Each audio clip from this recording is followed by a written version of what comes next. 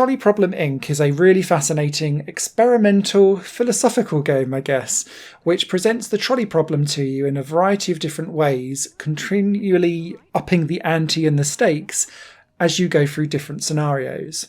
If you've never heard of the trolley problem before, and I strongly recommend the Good Places episode all about this, love that show by the way, you have a trolley or a train for modernisation careering down a rail track.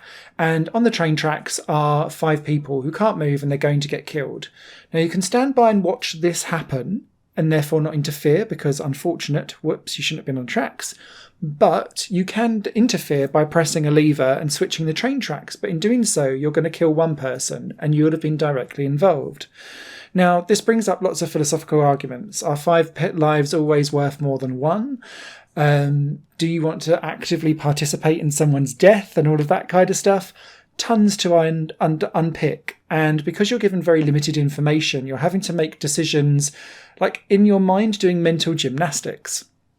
Now, Trolley Problem Inc. starts to add layer and layer and layer onto this. So like question 2 is, it's a little girl that's a single person. She's going to grow up to be a doctor. So what are the lives that she's going to save? Are there going to be more than the 5? And you're having to quickly unravel that in the 40 seconds that you have to make your decision. This then expands out from just a trolley problem to other social situations. So really interesting ones around AI, for example. What do you deal with in terms of AI and advancing technology and the economic problems that that brings? What about if you start to do self-driving cars? How do you program what's more important? Do you save as many lives as possible? Do you put the passengers above the people stepping out into the road? And actually, are you going to kill one child in the road or save 2 passengers if you career off a cliff? Really interesting thoughts that I'd not really applied to this kind of trolley problem before. And I have to say, it did make me think, and a few times I was going back and forth. Key to this is the narrator, who blatantly comes out of the school of Stanley Parable and GLaDOS in terms of sass from the Portal series.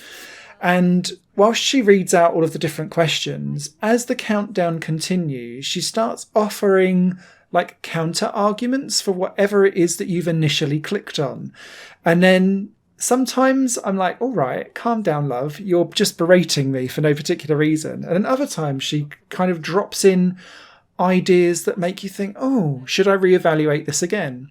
And a few times it might be that, do you give a heart transplant to someone who has been in a car accident and is young versus someone who's waiting for a transplant who's old?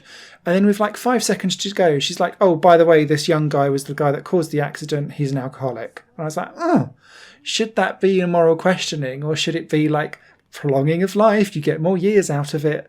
Really made me think. At the end of each question, you get slapped down by the narrator no matter what it is that you go for. So I think that's just worthwhile knowing up front. She's never happy. And as the problem escalates, you're put into more and more global shifting positions, which I found really interesting. And the story kind of holds out in a satirical stupidity kind of way. At the end of each question as well, you get to see what everyone else has been choosing and whether or not you lie with the majority or not. Also what the developers chose, which I thought was cool. And you get this receipt of the damage you're causing, how many kids you've killed, animals you've killed, people's minds you've brainwashed, if you've attempted to buy people's love, who you've murdered, all kinds of things. Really, really interesting. My only mild kind of about it is that it is quite short.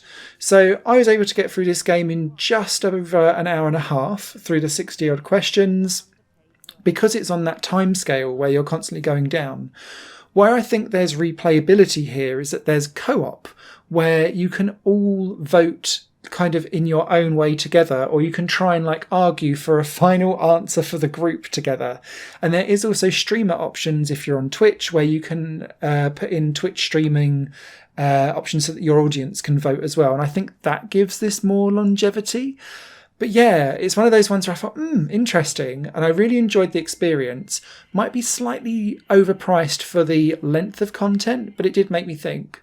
There's also lots of reading material afterwards if you want to go off and read about the philosophical studies that each question is derived from, because it gives you kind of a link to original ideas off the beaten path, including the matrix with the blue pill, red pill problem. So yeah, really enjoyed this. Do recommend it.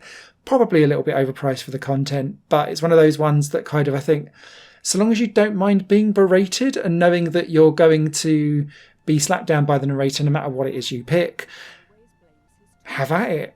Found it interesting. Written review over on higherplanegames.com. Well worth the purchase.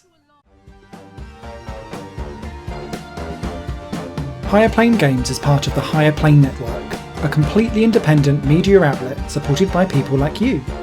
The goal is to create the best possible content that cultivates a richer indie scene for games as well as music and entertainment. To find out more and to get involved, visit patreon.com/higherplane-network. Your support makes all the difference, and in return you'll gain access to bonus content and downloads. Thank you for watching.